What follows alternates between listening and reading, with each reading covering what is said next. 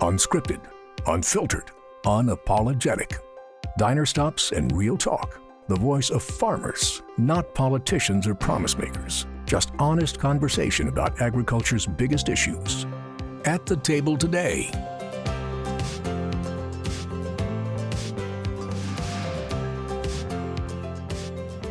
This is The Farmer's Table, an original series from Pivot Bio.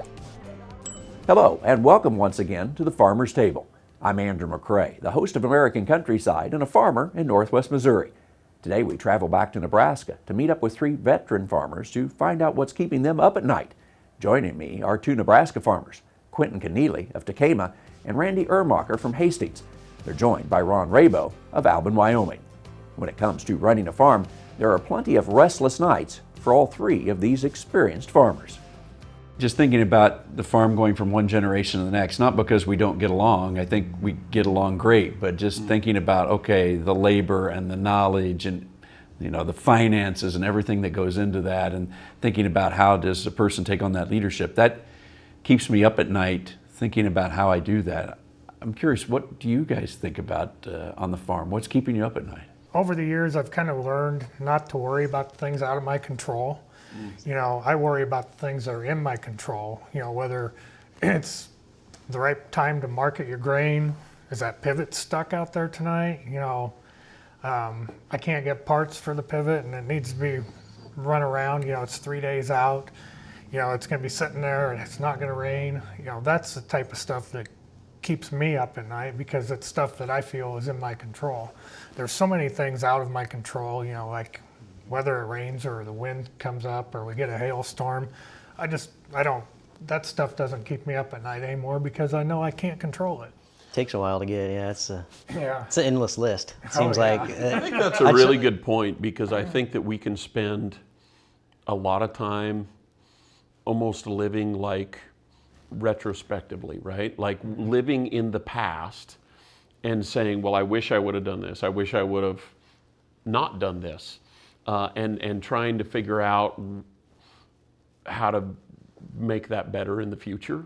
I tell my guys all the time that there are certain things that we cannot control, and there's certain things that we are. So we have to stay in charge of the things that we can.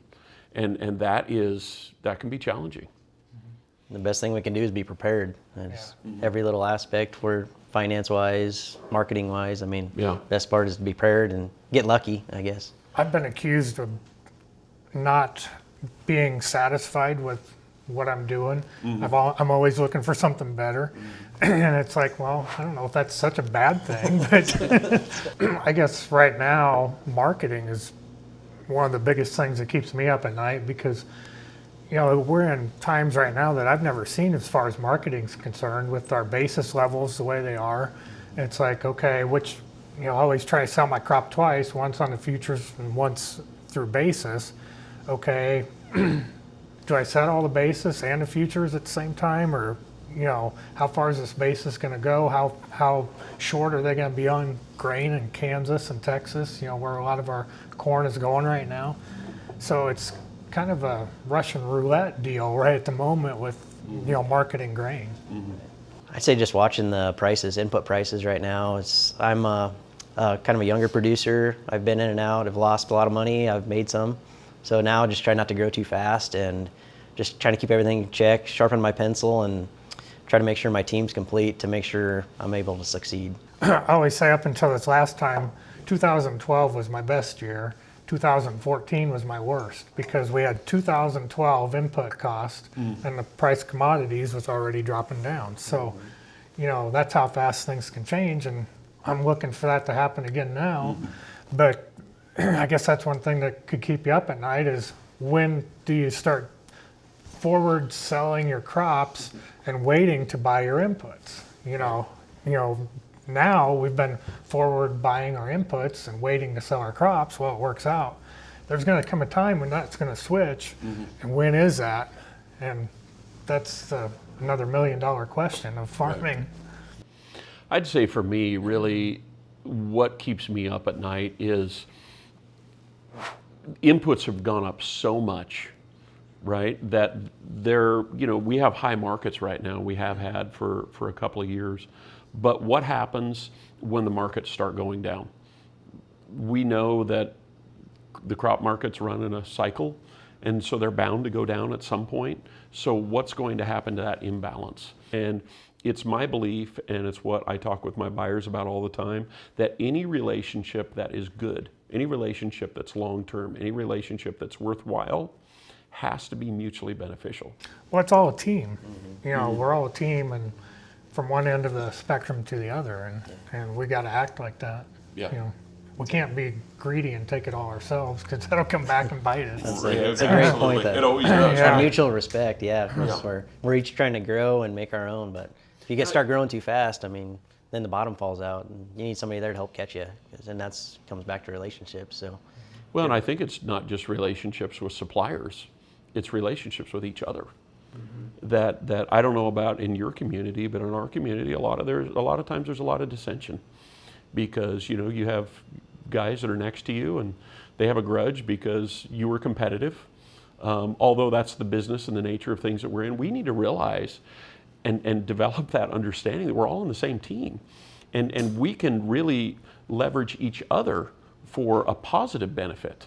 I'm not just your competitor, but I'm your neighbor. I can also be your friend. We can help each other. We can make it work together, because isn't that part of how we're going to survive? I'm fortunate. I live in a community that has farmers that, for the most part, get along. There's always the oddball, but we have good relations with all of our neighbors for the most part, and it's nice to have it that way. And I remember, growing up, this is how I cut my teeth on a tractor.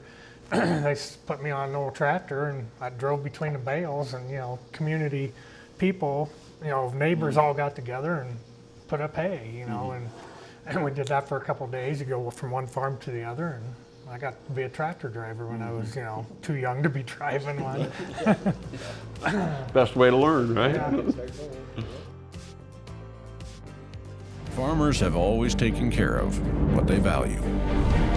They cultivated bountiful land and fed a nation hungry for progress.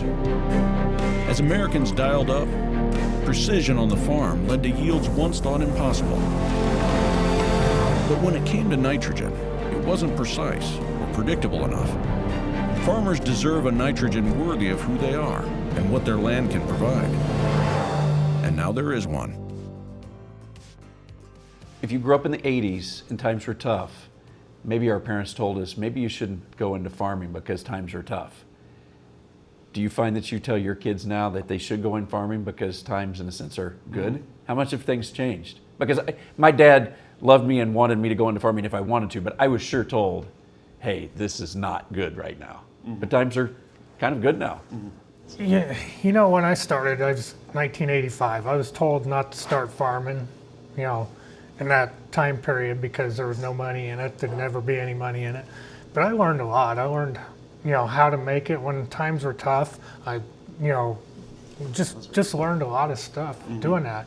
And when my son came back, times were good. And he kind of wanted to start farming on his own. And I said, I'm not going to turn you over to the wolves. I said, you never start when it's this good, because, you're going to turn right around and get eaten up.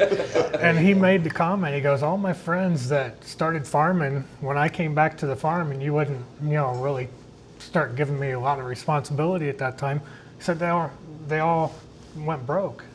And I said, yeah. So he started farming now right before this last upswing, so he gets a little taste of everything, and be a good learning experience for him. What I'm encouraged by is that if I can expose my children to a wide array of different opportunities, and then they still want to come back on the farm and work, then I know I've really got something. So, yep, and I can reflect right on the other side of that. My dad was the same way. He sent me off and went to college and did my own thing for a while, and then I circled back and was ready for the farm. So, and then, like you said, starting to downswing and work your way up and learn to sharpen your pencil, because all them little lessons, now I take it all to heart, so it's great. My dad always said it would be here if I wanted to come back and go try some stuff and go do the technology thing, which actually worked out, because technology is pretty much running our farm now. So just, you never know, the little hints, go try something different, and maybe something pertaining to ag or just outside of ag. And it seems like ag's so broad now, it all comes back. My son farms with us too, and I've been starting to turn the reins over, and I can see there's more enthusiasm. The more stuff I turn over to him, the more enthusiasm he has for it. So it's like, well, I'll just start slowing down. Yeah, it seems like we all have our strong points. We all have our strong points. So. And whether it be operating or shot calling, everybody's got a big part to it. So the better it works, the better. Yeah. Works together, yeah. He'll ask questions, and it's like, that's a good one. I don't take my advice on some of the stuff he asks. It's just The joke around our farm is that if you want to know where something is, you go to my middle son, Spencer. And he's 16 years old, and everyone says, well, I don't know what it is. Ask Spencer. And I think, well, I'm the guy running the show. No one asks me. They just all run to Spencer, right? But that's good. That's what I want them to do. That's what I want him to do, because I want him to develop that confidence. I was one of the 5-year-olds that knew I wanted to be a farmer, I guess. You know, you look at other things, you know, other careers, you know, throughout your life, you know, well, I could have been a state patrolman or something like that, but, you know, the farming thing, you have to love farming if you start in 1985. Just put it that way.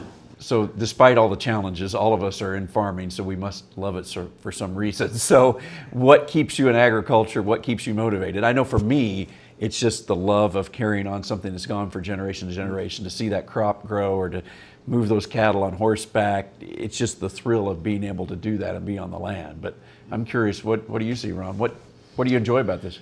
You know, probably the biggest thing for me is freedom. Freedom to run my own thing. It's the American dream.